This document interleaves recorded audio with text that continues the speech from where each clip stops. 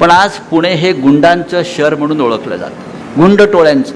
भारतीय जनता पक्ष असेल, अजित पवारांचा पक्ष असेल, अशी कोणतीही गँग नाही पुण्यातली गुन्हेगारांची ज्याच्या म्होरक्याला, ज्याच्या नातेवाईकाला ह्या लोकांनी उमेदवारी दिली नाही. मी म्हणालो गमती, दाऊद इब्राहिम यांना भेटला असता तर दाऊदच्या भावाला आणि दाऊदच्या बायकोला यांनी तिकीट दिलं असतं. छोटा शकील, छोटा राजनला तिकीट दिलं असतं. गुंडांशिवाय निवडणुका जिंकू शकत नाही. ते गुंडगिरीशिवाय निवडणुका जिंकू शकत नाही. पण अशा गुंडांशी सामना करण्याची शिवसेनेची परंपरा आहे. तुमच्या हातात सत्ता आहे म्हणून तुमची गुंडगिरी आहे. आम्ही 60 वर्ष रस्त्यावरती काय करतो आहोत, पण लोकांसाठी. विधायक आम्ही करतो, आम्ही केलेलं आहे. पण अशा पद्धतीनं मुर्दे पाडणाऱ्यांना आम्ही तिकीटं दिले नाहीत, खंडणी मागणाऱ्यांना आम्ही तिकीटं दिली नाही. सामान्य जनतेच्या न्याय हक्कासाठी लढणाऱ्यांना, तुरुंगात जाणाऱ्यांना आमच्या उमेदवार आम्ही दिलेले. आमची गुंडगिरी म्हणजे जे संतांनी सांगितलं, पुत्र व्हावा ऐसा गुंडा ज्याचा तिन्ही लोकी झेंडा, असे झेंडे आम्ही हे फडकवलेले आहे.